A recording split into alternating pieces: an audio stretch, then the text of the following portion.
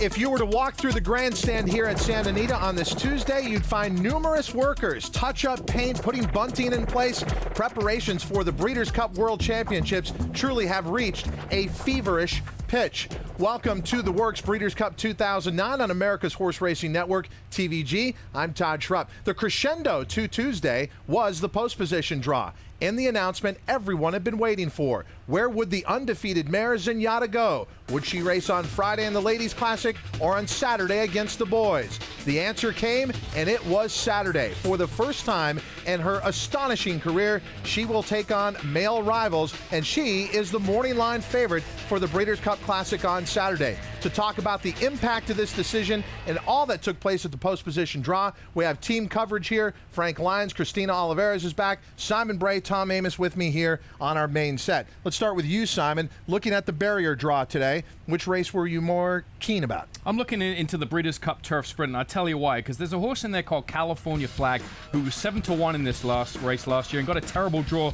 to the outside in post position 10. He's won 3 races since then, and I think a favorable draw to the inside this year will help his chances, and I think he'll turn the tables on Desert Code, the defending champion. Tom?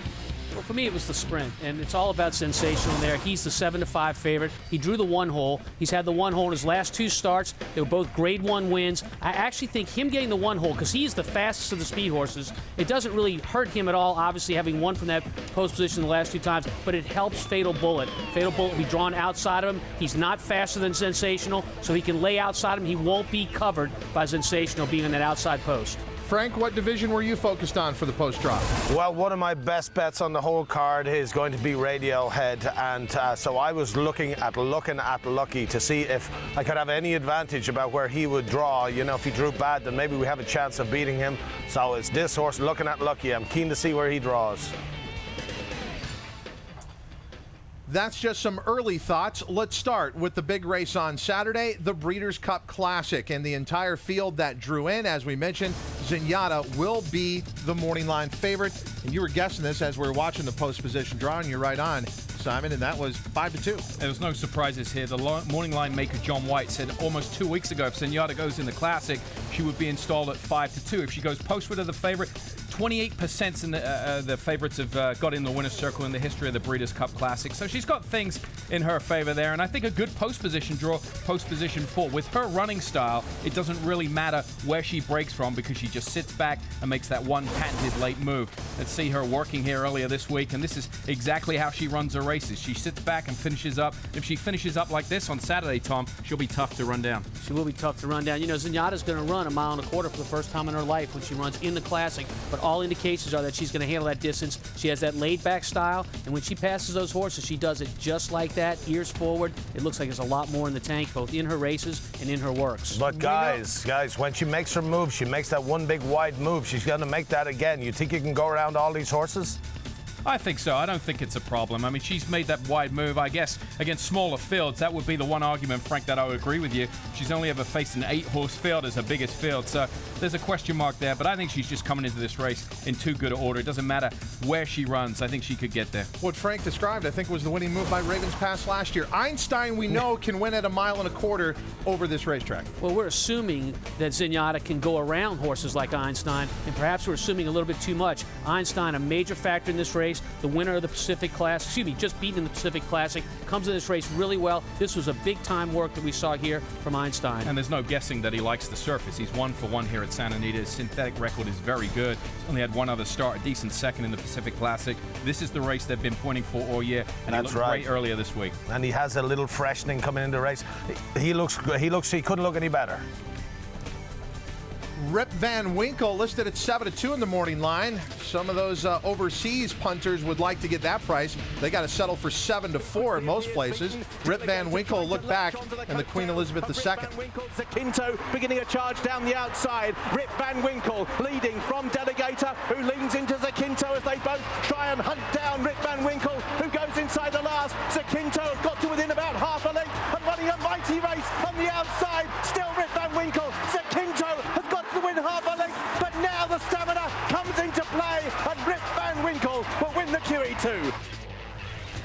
Is there anything we can see in those grass races that say, okay, the synthetic in this 1.25 miles is going to be perfect?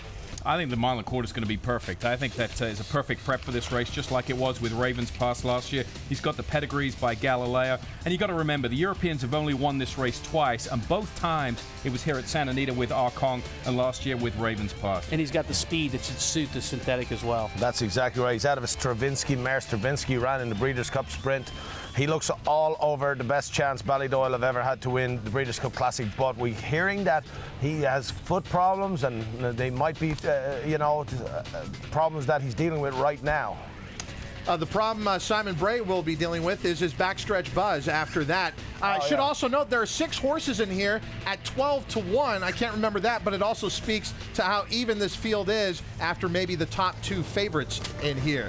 The Breeders' Cup Turf, not a large field, and you'd have to say the Europeans have the Americans surrounded. Oh, there's no question. The Americans can't win this race. It's impossible. Wow. Yeah, absolutely impossible. The Europeans are going to win this race. They've got Conduit as the defending champion at 7-5, and a horse like Spanish Moon for the same trainer in Sir Michael Stout. To me, he's the interesting entrant in here. He's lightly raced. He bypassed the Arc, and I think that's a good thing. I mean, Arc also-rans have done very well in this race, but Arc winners don't have a good history. He's a fresh racehorse. He won the Prix Foire, and I think for trainer Sir Michael Stout, he could give him another win in the Breeders' Cup Turf and maybe upset his defending champion in Conduit. You look at him right there jogging. Of course, it's one of his first days on the track. You can see he's a little hot in the shoulders. That's typical of the Europeans when they first come over here. Most adapt almost immediately in the first couple of days and will adapt to the weather out here. And perhaps the weather is a factor because it's going to be hot. Well, also the gate is a problem with this horse. So, you know, he's ruled off in England because he would not go into the gate. Precious Passion, the firmer the turf course, the better the chance. Well, this is the European's best friend right here, Precious Passion, because he's going to be going to the front and setting a very lively pace, a pace like the kind that Conduit will use to his advantage when he has that big closing kick. So I mentioned Precious Passion in this race only because I think he enhances the Europeans' chances in this race. That's exactly right, because Conduit needs a fast place to close into. He got it that last year with the Coolmore pace setter, and I think he's going to get it here with Precious Passion, who's going to lead the early fractions and let Conduit come rolling late. The defending champion Conduit is one of our shortest morning line favorites at 7-5, along with Sensational in the sprint, and Conduit gives every indication that he is back to his form from last year. There's no question about that. I mean, he's had a great campaign. He's running all the top-class middle-distance races in Europe, and he's trained by a man that can get the job done no matter where he sends his horses. He's a better horse this year. Let's move from the turf to the TVG mile. We stay on the grass, but shorten up here and take a look at the field that drew in along with morning lines here. And you can see defending champ Goldakova 8-5. Yeah, I mean, a lot of people are going to question her most recent effort. I think she was too close to the pace that time in her last race, and we're talking about the Prix de Forêt at Longchamp during Art Weekend, but her dominating victory last year puts her certainly in the mix. I read a quote from Freddie Head earlier today, and he said that she's doing better, and maybe the owners are considering a keep her in training next year should she win this race. So you could see her next year as a 5-year-old, according to trainer Freddie Head, if she performs well. And I think the key with her is that she's going to need pace to run it. She's a very aggressive filly. Sometimes she's been hard to load into the gate. If she's up on the pace, I don't think she is going to give her A game, but she's going to need a pace setter. She's going to need to get some cover and finish up just like she did last year. Frank, you're involved with What's the Script, and last year, I mean, what was that feeling like when he was left in her wake? Yeah, well, he drew number 13 last year, and she drew number 4. This year, the roles are reversed. You see him, he's last right now. He closed faster than she did last year, and I think she'll be a little vulnerable from out there, but we'll have to see. But 6 Perfections won the race from out there. 2 Breeders' Cups back here at Santa Anita. Yeah, I mean, looking at this performance last year, I mean, she just absolutely decimated this field, and like I said, if she repeats that, clearly the filly to beat in here. Then there is the California hope in some respects. That is Fernelli. When you're talking about Fernelli, I think you're talking about a horse that's coming into form really well right now. Yes, beaten in the Woodbine Mile by a length by none other than Ventura. Hey, there are a lot of participants in the Breeders' Cup Turf Mile that are very happy that Ventura is running in the sprint, not in this race. She'd be one of the choice in here. Fernelli off a win in the Del Mar Mile, the Grade 2 Del Mar Mile, a factor in this race. What I like about him, he's had time to rebound since that Woodbine Mile. That was a career best effort, a good second-place finish to one of the best fillies in the country, and trainer Ben Cecil has trained him up to this race. I like him. He's entering as a fresh horse, and he should get a perfect trip off the pace.